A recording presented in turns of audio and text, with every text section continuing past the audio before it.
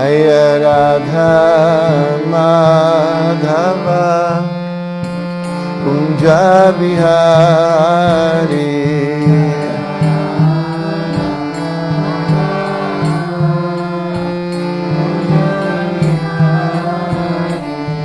Jaya Radha Madhava Kunja Bihari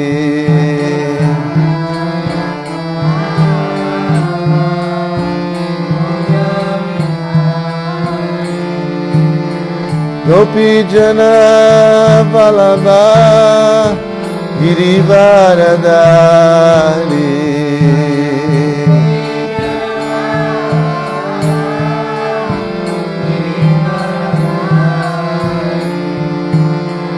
Gopi Jana Vallabha Girivaradari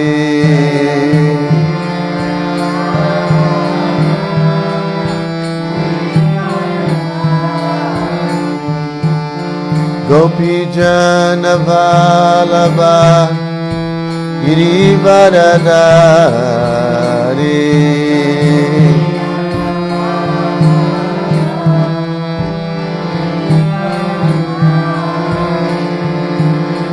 Gopi Jana Vallabha Girivaradari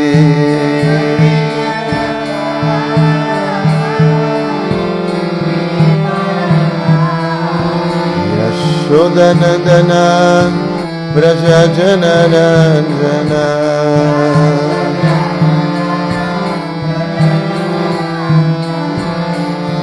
Yashodanandana Braja Janarandana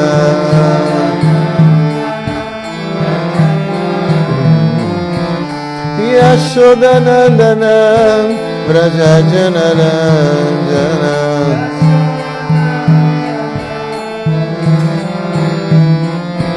Yamuna Tira Vanachari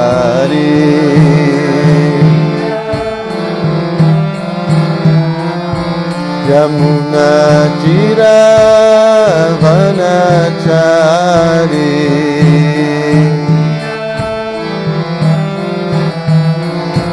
Jaya Radha Madhava Kunja Bihari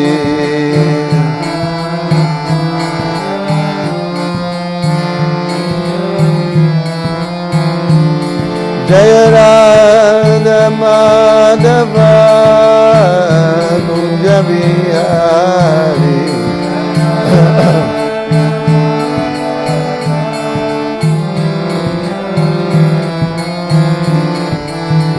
Radha Govinda Radha Govinda Radhe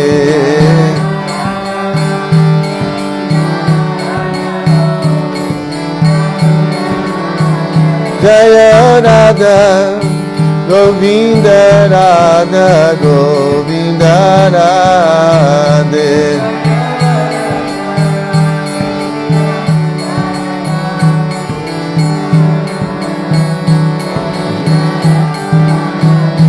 Jaya Prabhupada, Jaya Prabhupada, Prabhupada, Srila Prabhupada.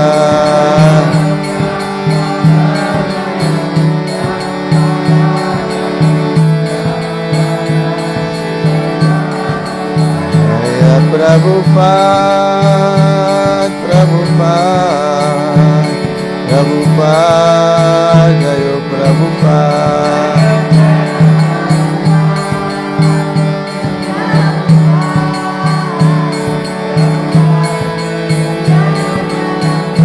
Gurudev, Gurudeva, Jaya Gurudev.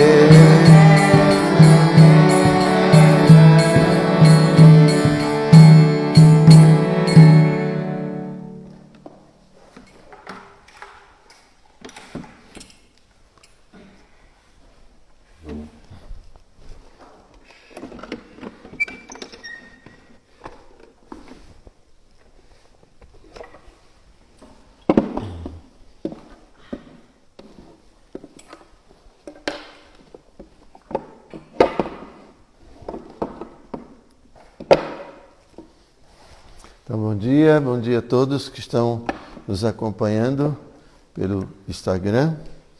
Nós vamos continuar nosso estudo do Srimad Bhagavatam. Hoje já dei uma olhadinha no verso, um verso muito interessante.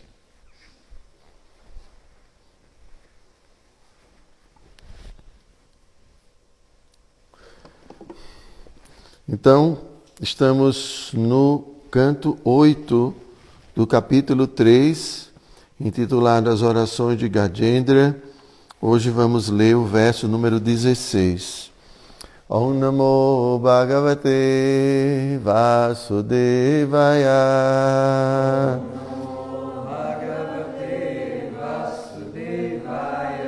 Om Namo Bhagavate Vasudevaya.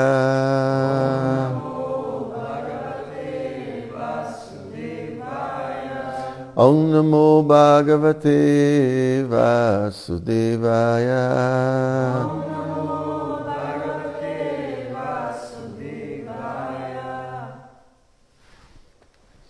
Então eu vou ler o verso sozinho. Gunarani chanachidusmapaya tatshobha vispurdita manasaya naiskarmya bhavena nivajita gama swayam prakashaya namaskaromi. Então, tradução de palavra por palavra. Guna, pelas três gunas, os modos da natureza material, sattva, rajas e tamas. Arani, pela madeira. Pela madeira, arani. Chana, oculto. Chit, do conhecimento. Usmapaya, a ele cujo fogo. Tat Shobha, da agitação dos modos da natureza material. Visprurdita, fora.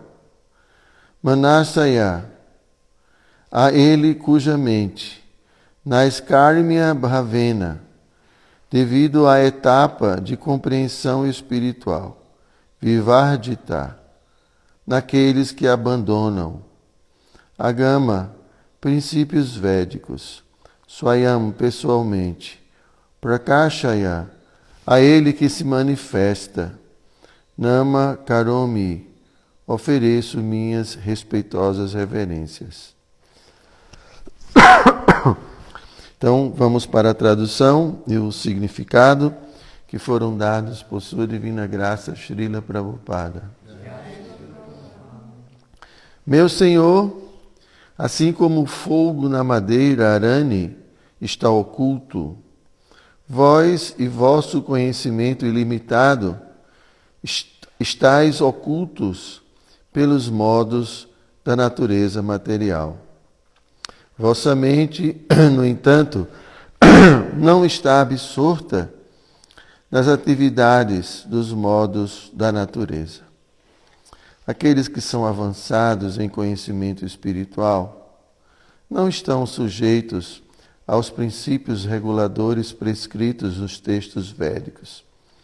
Visto que essas almas avançadas são transcendentais, pessoalmente apareceis em suas mentes puras. Portanto, ofereço-vos minhas respeitosas reverências.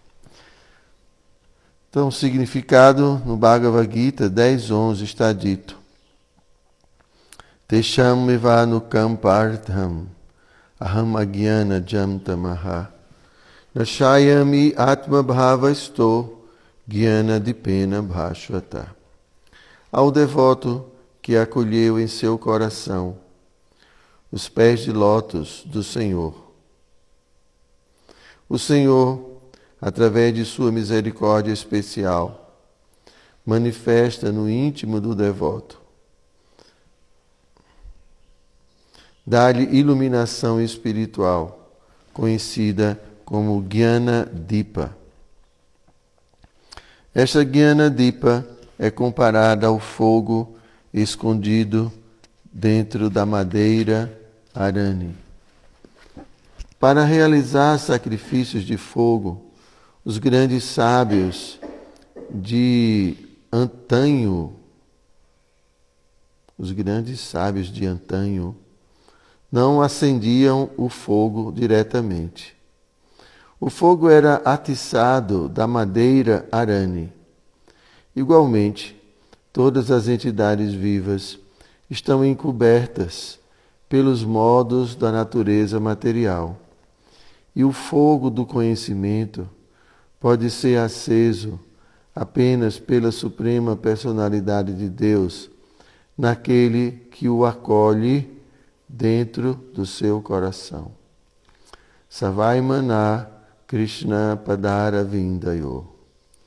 Se alguém aceita seriamente os pés de lótus de Krishna, que está situado em seu coração, o Senhor erradica-lhe toda a ignorância. Através do achote do conhecimento, ele imediatamente entende tudo graças à misericórdia especial do Senhor Supremo e torna-se autorrealizado.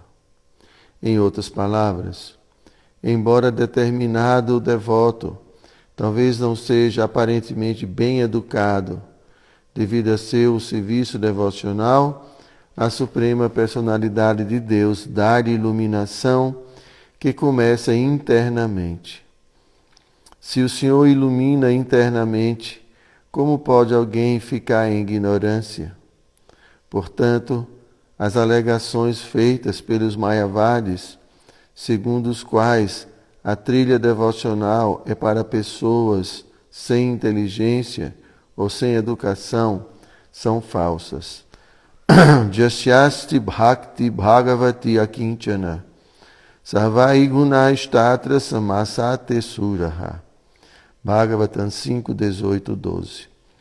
Se alguém se torna devoto imaculado do Senhor Supremo, ele automaticamente manifesta todas as boas qualidades. Tal devoto está acima das instruções dos Vedas. Ele é um Paramahansa. Mesmo sem precisar valer-se da literatura védica, o devoto torna-se puro e iluminado pela misericórdia do Senhor. Portanto, meu Senhor, o devoto diz, ofereço-vos minhas respeitosas reverências. Srila Prabhupada Ki Jai. Om Jnanati Mirandasya Gyanam Jana Shalakaya Chakshu Militam Jena Tasmai Shri Gurave Namaha Shri Chaitanya Manobhistam Staptam Jena Bhutale Swayam Rupa Kadamahyam Tadati Swapadam Tikam Namo Vishnu Padaya Krishna Prestaya Bhutale Srimati Hridayananda Goswami Tinamine Namo Vishnu Padaya Krishna Prestaya Bhutale Srimati Bhakti Vedanta Swamini Tinamine Vanchakalpatarubhyascha Kripa Sindhubhya eva cha Patitanam Pavanebhyo Vaishnavebhyo Namo Namaha.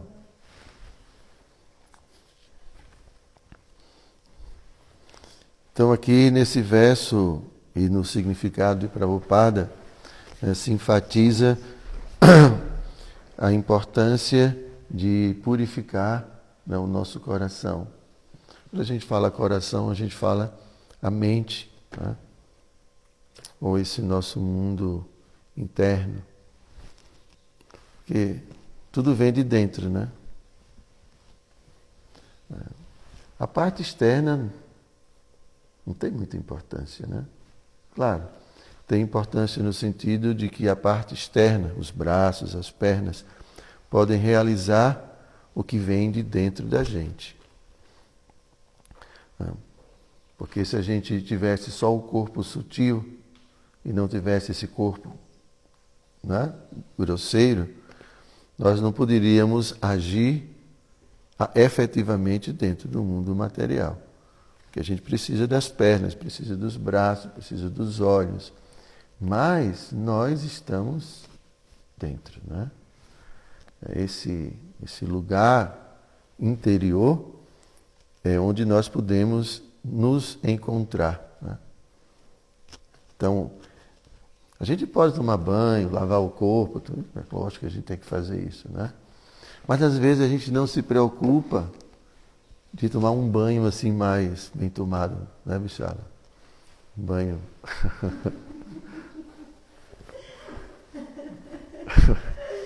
Eu estou falando, não é o banho da alma, né? Porque isso é o que é o mais importante. Porque o corpo é só uma extensão, né? Então é como o motorista e o carro, né? Se você quer andar, você vai precisar do carro. Mas você é outra coisa. Então, aqui está se falando da importância, né, desse nosso mundo interior. Que somos nós. No final das contas, nós somos esse ser que existe. Mas, infelizmente, nós estamos muito confusos pelas atividades dos modos da natureza material. Porque os modos da natureza, ou tudo que esse mundo pode exercer em termos de influências sobre nós, né, que se encontra tanto fora quanto dentro da gente, nós já falamos bastante sobre a atuação onipenetrante dos modos da natureza. Né? A nossa própria mente está sob a influência dos modos, nossa inteligência, nosso organismo, digestão, a natureza dos pensamentos que a gente tem, tudo pode ser classificado de acordo com os modos. Então, os modos da natureza, ou essas características, né, as características estão presentes em tudo. Os pensamentos têm características, né, pensamento agressivo, pensamento misericordioso, pensamento... Tem todo tipo de pensamento. Né? Então, a gente não podemos pensar que os modos ou que as características, que só as coisas densas, a matéria tem característica. Os pensamentos também têm característica. E a gente às vezes se identifica, né? Hoje eu estou muito irritado. Não é o corpo, né? É dentro. Tem irritação. Então isso é bondade, paixão ou ignorância? Eu estou muito luxurioso. Quero desfrutar. Dentro. É dentro que vem. Que tipo de pensamento é esse? Que natureza? Paixão, bondade ou ignorância? São características. E a gente pode analisar cada pensamento, por exemplo. Então eu estou falando de pensamento, mas assim, de acordo com a psicologia, né? Esse mundo interior ele é constituído, movido pelos afetos. Afetos são aquelas coisas que nos afetam, são os sentimentos. Isso é o que compõe, principalmente, o nosso mundo. É o que a gente sente, é o que nos move. Não é assim? Porque tudo gera uma imagem, tudo gera um sentimento, tudo. Tudo termina em um tipo de sentimento. Eu olho para a Bichala, sinto pena. Brincadeira. Então assim, mas por quê? Eu olho. Quando eu olho, eu vejo alguma coisa que vem através dos meus olhos e eu interpreto, né, que ele está muito triste. E, consequentemente, porque eu percebo, eu interpreto que ele está triste, eu fico também com pena. Então, o sentimento já é proveniente de uma percepção, de uma interpretação do que eu vejo. Então, no final das contas, tudo gera um sentimento, e esse sentimento nos move. E eu nem preciso ver fora, basta eu olhar para dentro de mim. Porque dentro de mim também existe muitas coisas, não é? Existe um passado. E quantas pessoas são movidas pelo passado? Não é? Então basta pensar no passado, eventos do passado, não é? Que automaticamente vêm emoções, vêm sentimentos e me move. Me move, me transforma, me deixa agressivo, me deixa triste, me deixa deprimido, me deixa envergonhado. Alguma coisa. Então isso, gente, é a atuação dos modos. Tá? Todas essas características que a gente pode observar nos sentimentos, nas nossas motivações, tudo isso é atuação, ou tudo isso pode ser classificado dentro dos modos. E de acordo com cada característica, né, nós vamos expressar um tipo de comportamento. Se o que está me mexendo dentro é a luxúria, o que vai acontecer? Eu vou me movimentar externamente para satisfazer essa luxúria. Se o que está ocorrendo dentro de mim, o que está vivo dentro de mim é a ira, não chega perto de mim. Porque o que vive dentro de mim é um fogo que quem se aproximar vai ser queimado. Paixão, ignorância.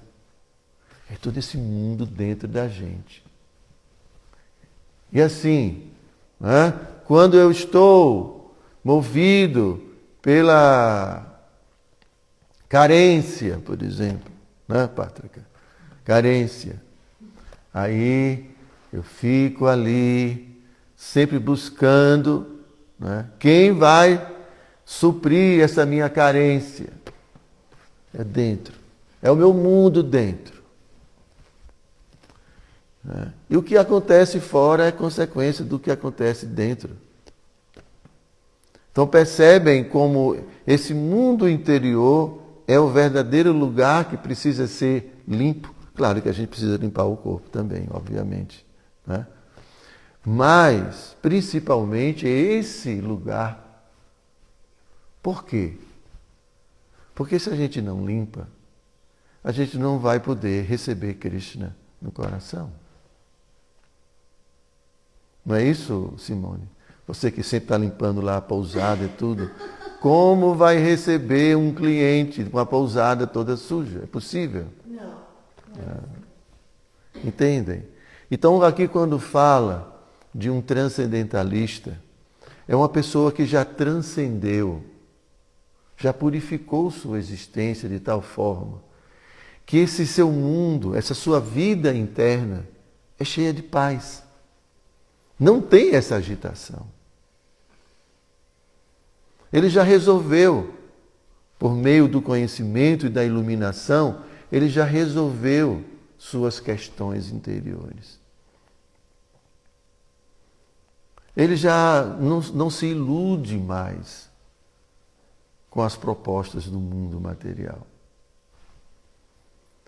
Isso é em virtude de quê? Em virtude de que Krishna, dentro do coração, ele ilumina o coração do devoto. Então, esse processo de iluminação não é um processo que acontece assim, de uma hora para outra. Não, é um processo gradual.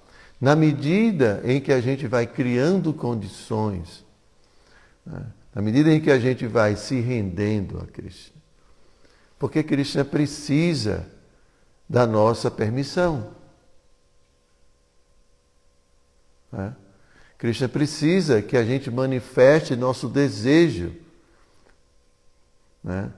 de que Ele atue e que Ele tome nosso coração. Krishna não vai tomar o coração da gente sem a gente permitir. Krishna, tome conta da minha vida. Tome conta do meu coração. Eu não quero mais nada. Todas essas outras coisas são anartas, são perturbações da minha vida. Eu não quero mais nada disso. Aí Krishna, ele está dando permissão, então eu vou agir. Então isso pelo menos essa situação é a situação em que é a situação que eu preciso alcançar. Preciso chegar nesse momento, um dia, mais cedo ou mais tarde, eu tenho que chegar nesse momento. Às vezes a gente ainda está muito envolvido, naturalmente, né? Não poderia ser diferente, a gente ainda está muito envolvido com muitas coisas, às vezes a gente precisa ainda de muitas coisas. Mas também a gente precisa entender que essas coisas que a gente precisa, materialmente falando, não vão proporcionar a verdadeira satisfação que a gente espera alcançar. Então a gente não pode se iludir. É como um remédio, né? Meu mestre espiritual fala assim, você vai tomar um remédio? Tudo bem, a gente entende que precisa tomar um remédio, né, Pátrica? Mas a gente sabe que não vai passar a vida toda tomando remédio. O remédio é para curar uma doença. Então não é a condição natural ficar tomando remédio. Então a gente precisa, na nossa vida, né, circunstancialmente, aceitar certas situações, porque eu não estou ainda num patamar de vida espiritual que por si só me nutre de todas as meus anseios. Eu ainda não tenho essa situação em que Deus basta. Basta, Krishna, mais nada. Então a gente ainda precisa de outras coisas, mas é importante entender que essas outras coisas vão satisfazer as exigências dos meus sentidos, as exigências, não é, de certa condição que eu ainda tenho. Mas sabe como uma gota de água? É uma gota, tá? Não é o oceano. É uma gota. Então, eu contemplei demais um sorvete. Então, agora eu preciso de um sorvete. O que eu posso fazer? Eu criei uma necessidade dentro de mim. Porque eu contemplei demais um sorvete. Então, vem a luxúria, vem o desejo, e eu não posso viver sem um sorvete. Porque eu criei essa necessidade. Então, eu preciso de um sorvete. Aí você tem um sorvete. Mas depois o sorvete acaba. Outro sorvete. Depois vem a dor de barriga. Não é? Tomou muito sorvete. Aí fica doente. Aí vem o sofrimento. Vem a frustração. Lá no fundo, a alma fica frustrada. Porque em dado momento a gente se ilude achando que vai ser feliz, satisfazendo essas necessidades. E isso não acontece. Então a alma continua faminta. Você pode dar milhões de sorvetes, mas a alma continua faminta. Porque não toca. Não é isso exatamente o que ela quer. Ela quer outra coisa, mas está confusa. Pensando que é o corpo. Entendem? Então, o processo de Bhakti é esse processo em que a gente precisa limpar, a gente deve limpar esse mundo interior. Mundo interior, essa coisa de dentro. E como é que a gente faz? A gente tem que tentar colocar Krishna dentro. Assim como aquele copo sujo, né?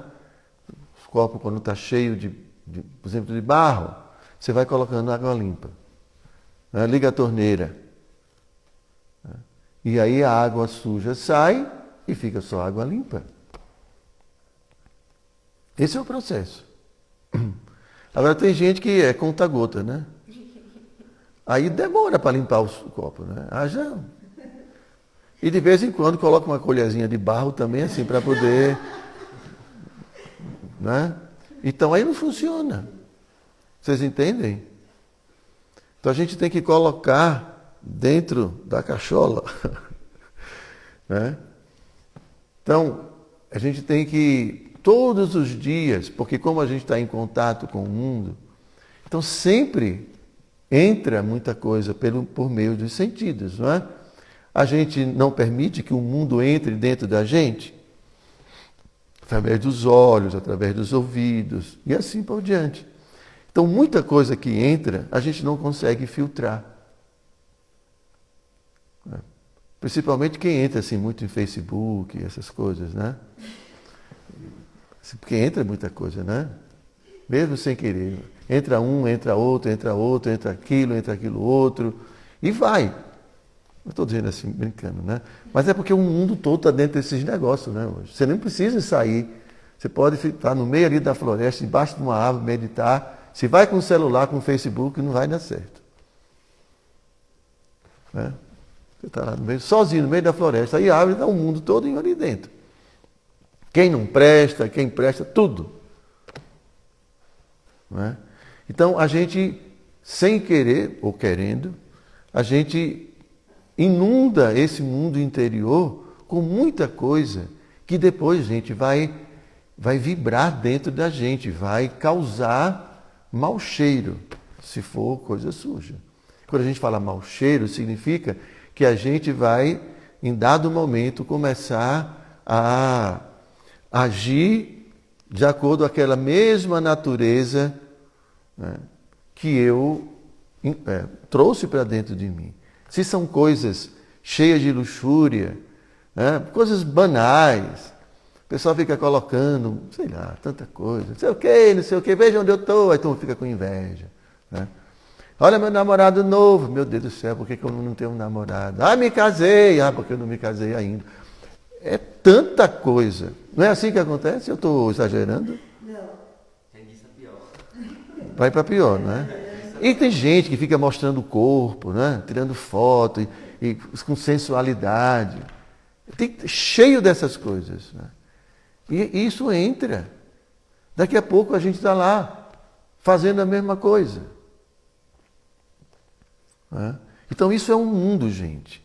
E a gente traz essa porcaria toda, infelizmente, que é o que o homem produz. Não é a natureza que Krishna criou. É a deturpação do homem. A gente traz toda essa nojeira para dentro da gente. E depois a gente quer que Krishna fique na mente da gente. Como? Não é possível. Krishna tem outro padrão. A gente não pode exigir que alguém fique do nosso lado. Krishna está do lado da gente, constantemente. Né? Com certeza.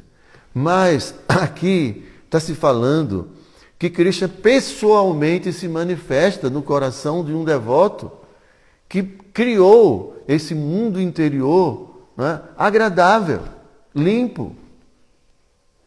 Prabhupada fala, não é possível servir a Krishna na plataforma transcendental se nós não estivermos na plataforma transcendental. Né? Então, esse é todo o nosso trabalho. A dificuldade desse trabalho é porque a gente ainda está apegado às porcarias desse mundo material. Esse é o problema. Nós estamos ainda apegados. Para dar um exemplo bem assim, você sabe o que é? Sabe aquelas... Os vermes, aqueles bichinhos, né, que ficam... Por que está fazendo essa careta? Eu não gosto deles. Você tira os bichos da sujeira e eles voltam, né? É assim. Né? Você tem ali aqueles tapuru, aquelas coisas, né? Você tira e ele volta. Está ali apegado à sujeira. Entende, Patrick? Então, essa é a nossa dificuldade, gente. A nossa dificuldade é que a gente está apegado à sujeira. A gente, não, em geral, não consegue entender que isso é sujeira. Tão fácil como a gente vê fezes ou qualquer coisa que a gente dá descarga, né? Não tem nenhum apego. Mas a gente não percebe que muitas coisas, e que a maior parte das coisas que o homem faz nesse mundo é semelhante a excremento. Possui em sua natureza, né, aspectos de paixão e de ignorância. Maior parte das coisas que são produzidas pelo homem, com raras exceções, né, é isso. E a gente entende tudo isso como uma coisa normal. Só que o normal das pessoas não é o normal para alguém que tem um padrão de vida espiritual elevado. Não é, de forma alguma. O que dizer de Krishna? Então, o que a gente tem que considerar normal? O que as pessoas desse mundo estão produzindo? Ou o padrão das Escrituras, o padrão de Krishna? Então, entendam que do padrão de vista do mestre espiritual, do padrão, né, de vista das Escrituras e de Krishna, é bem diferente. Então a gente precisa decidir quem a gente vai seguir. Não é? Quem a gente vai seguir? Então, no nosso mundo interior, nós aceitamos em algum momento da nossa vida todas essas coisas. Nós fizemos essas coisas, participamos dessas coisas. E agora a gente se depara com um conhecimento que diz que tudo isso é sujeira. Porque a maior parte dessas coisas são coisas indevidas, que nos traz sofrimento. Sofrimento. Nos traz muitas misérias e que nos afasta de Deus. Então agora o processo é cultivar a consciência de Krishna. Purificar nossa mente. Então, é não permitir, porque nós temos a capacidade de interferir, né, na mente. Nós podemos produzir pensamentos. Isso é uma alma, né, que está cada vez mais se tornando consciente, né? A gente tem falado muito do ego falso, né?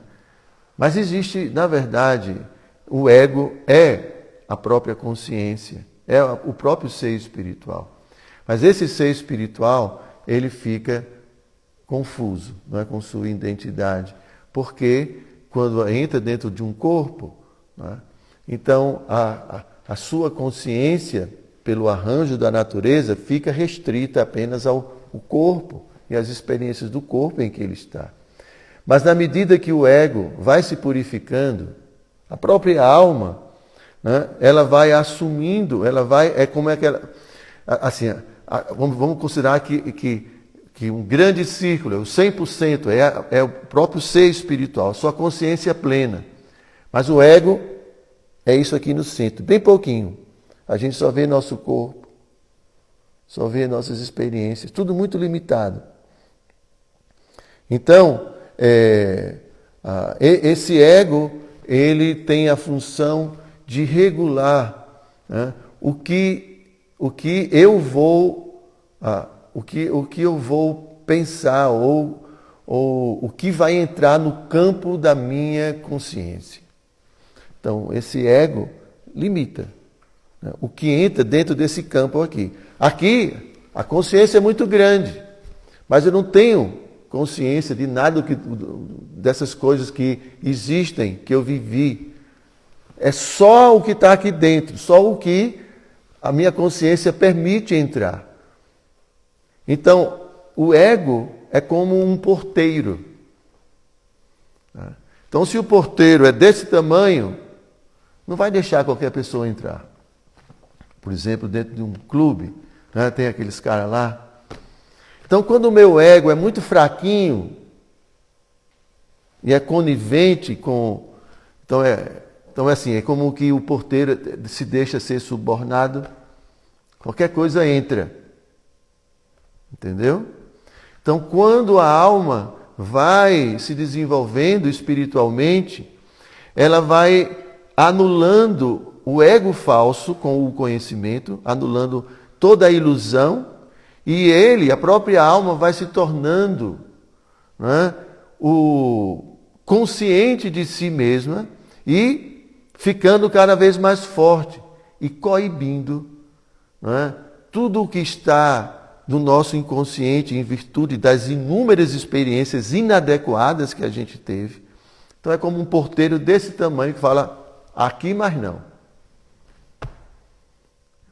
Entenda que isso aqui eu fiz, mas não vou fazer mais. Isso faz parte da minha vida. Como mesmo nessa vida a gente fez muitas coisas inadequadas. E a gente fala, agora mais não, eu já fiz isso. E posso até ainda estar apegado a isso, mas eu não vou fazer mais.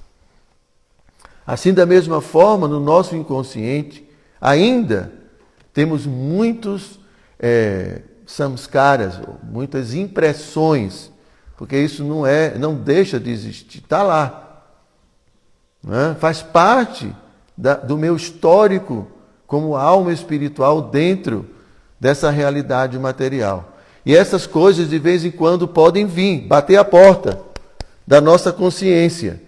Chega uma voz dizendo, poxa, vou fazer isso, vamos fazer isso. Um pensamento, uma imagem, chega à minha consciência. E como eu vou tratar isso? Tem pessoas que abraçam a ideia. Vou fumar um cigarrinho. Você nem estava pensando nisso. Vem alguém passando, fumando, e de repente vem algo dentro de mim. Vou fumar. Cabe agora ao eu, à alma. Tudo bem, eu já fiz isso, mas não vou fazer mais. Quem manda aqui sou eu. Já era. O passado não existe mais. Existe, mas já era. Acabou. Agora é o momento que eu estou vivendo, que eu estou fazendo. Isso é o que é importante. Lembranças existem, né? Mas as lembranças devem ser visitadas apenas para não repetirmos o que foi de inadequado e que me trouxe sofrimento, ou para lembrar aquilo que é adequado lembrar. É só para isso que a gente visita o passado, para não repetir os mesmos erros. E agora o que importa é daqui para frente, o que eu faço hoje, agora. Isso é o que vai demonstrar quem eu sou. É o que eu faço agora. É como eu vivo agora.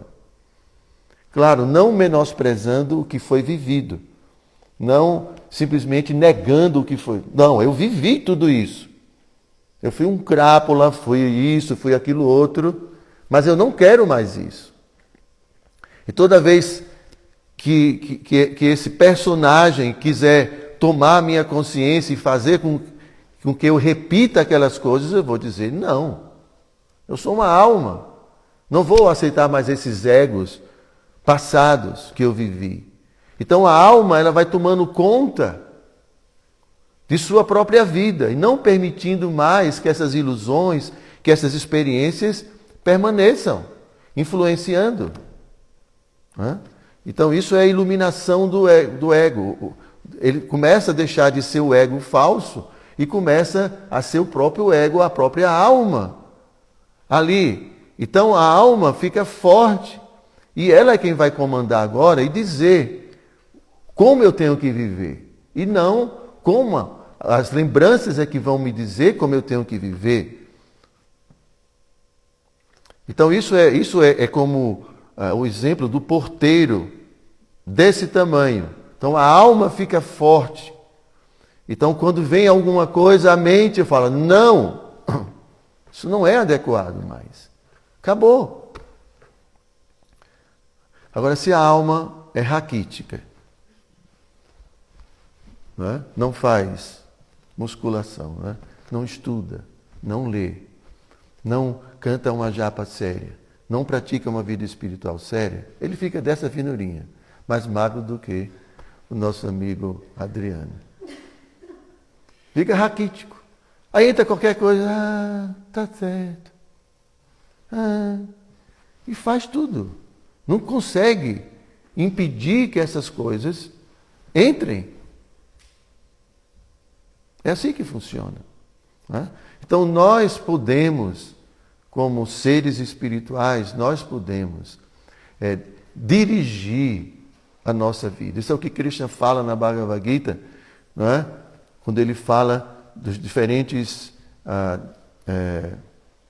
a estrutura, né? A gente tem os objetos, os sentidos, a gente tem depois os sentidos, a gente tem a mente, a inteligência, e depois a gente tem a alma. E Krishna fala, por meio dessa alma, dessa consciência espiritual forte, né? Controle esse inimigo chamado luxúria. Controle todo esse processo interno. Força espiritual, consciência espiritual. Esse é o processo. Mas se eu não fortaleço, eu aceito qualquer coisa. Então, Krishna não vai, né, entrar pessoalmente nesse coração, né, nesse mundo interior, nesse lugar. Né, como tem muitos exemplos da lavagem do templo de Gundicha, né? Chaitanya Mahaprabhu fala, tem um coração limpo, fresco, agradável, puro, cheio de amor. A gente pode... Então, Krishna entra nesse coração. Claro, Krishna já está dentro e Krishna vai nos iluminar, porque a gente está praticando. E essa prática demonstra para Krishna que a gente o deseja, que a gente o quer, apesar de todos os nossos defeitos. E ele vai dentro do coração nos iluminando. A gente entende isso e a gente percebe isso na vida da gente. Por isso que vocês estão aqui, porque percebem uma mudança, que Krishna está atuando na vida da gente. Mas ele pode atuar muito mais, mas muito mais, muito mais. Ele fala proporcionalmente. Na medida que você se rende a mim, proporcionalmente, eu vou me revelando. É proporcional. Então vai haver uma competição. Os meus apegos versus Krishna. Entendem? É uma competição. Então, quando eu cedo aos apegos, eu estou negligenciando, postergando o meu encontro com Krishna. É inevitável. Porque se é proporcional, né? Então, quanto mais eu vou me purificando minha existência, menos anartas, né? Menos apegos, menos coisas para me perturbar a minha relação com Krishna. É como eu quero falar com o Adriano e tem um bocado de gente conversando alto, falando, perturbando, chamando, me puxando, venha para cá. E eu não consigo falar com o Adriano, porque ninguém deixa. Assim também o meu mundo interior não deixa eu me aproximar de Krishna. Não permite. Porque me chamando, sabe como o pessoal fica, vamos lá fulano, bora, vamos jogar bola, vamos isso, vamos aquilo outro, vamos tomar vamos uma cerveja. É assim o tempo todo, a mente sempre propondo muitas coisas. Ok, gente? Então, se vocês tiverem alguma pergunta, se o pessoal não... Ninguém tem pergunta? Ah, Simone levantou a mão, foi mesmo. Eu levantei a mão, acho que no momento errado, porque o senhor falou que criamos necessidades, mas o senhor continuou o assunto e eu observei as necessidades que a gente tem que barreirar e as necessidades... Então, gente, todo mundo tem necessidades. Quando eu construo uma casa, como eu construí uma, aí vem as necessidades, né? Eu tenho que limpar, tenho que pagar a conta, tenho que fazer muitas coisas. Mas existem necessidades que não são necessidades prejudiciais, né? Então, é impossível viver nesse mundo, Precisa limpar o corpo, então precisa comprar sabonete, ou qualquer coisa. Sempre a gente tem necessidades. O ponto primeiro é não criar necessidades artificiais. Tá? Então, que você não precisa. Então, eu tenho um celular, por exemplo, mas vejo outro celular, eu vou querer 2. Não precisa de 2, basta um. Quantas camas você precisa para dormir? Uma. Quantos pratos você precisa para comer? Quantos copos? Só que a gente vai expandindo. Por quê? Porque o mundo material, e quem vive no mundo material, por exemplo, quem quer vender um produto, vai criar dentro de você a ideia que você precisa comprar isso. Então, quem vai na lanchonete, por exemplo, às vezes nem está com fome. Mas o cara chega, olha esse croquete, não sei o quê, olha essa roupa, olha esse brinco de prata, vai ficar muito bonito em você. Criando necessidade na pessoa. A pessoa não precisa, ela está cheia de brinco, mas ela vai convencer, criar uma necessidade para a pessoa comprar um brinco. Esse é o mundo material. Então a gente começa a criar necessidades artificiais. Tá? E essas necessidades vão tomar conta da minha vida, porque eu não posso viver sem atender minhas necessidades. Quando a psicologia fala isso, né? Quando uma necessidade é satisfeita, você fica feliz. Não é o tempo que dura, né? E quando uma necessidade não é satisfeita, você fica triste. Agora, se você cria um mundo de necessidades, você vai ter que ter muito xiribidu para poder atender a tudo que você quer. E você pode até ter 50%, mas 50% não foi atendido e você ainda está triste. E pode até ser você tem tudo, mas uma coisa não foi atendida e você ainda continua triste. É assim que funciona o mundo material. É assim que funciona a propaganda. A propaganda cria uma necessidade em você. A necessidade de você ter que ser muito bonito. Que você tem que ser, assim, o máximo. Isso é o mundo. Você precisa estudar, ou não estudar, você precisa aprender vários idiomas. Você precisa, talvez dependa da sua profissão, você vai precisar disso, mas não é que todo mundo precisa disso para viver. Entendem? Então, a necessidade, ela precisa ser entendida muito bem. Tá? Existem necessidades artificiais. Tem um filho, muitas necessidades. Não, Pátrica? Tem que ir para Gravatar, não sei quantas vezes, e tem não sei o quê, tem não sei... Aí vem muitas necessidades. E se não atende, hein? Vai ficar chateado, né, Pátrica? Há quem dizer, Pátrica não pode ir para Gravatar. Meu Deus, ele fica deprimido. Entende? Então, porque é uma necessidade não satisfeita. Então a gente tem que ter cuidado de não criar necessidades artificiais. E não só necessidades artificiais, criar situações em que a gente vai expandir muito mais nossas necessidades. Mas construir uma casa modesta, né? Muitos quartos significa muito trabalho. Ok, gente? Tudo bem? Já está na hora, já passamos. Então, Grantaraja Srimad Bhagavatam Ki Jai.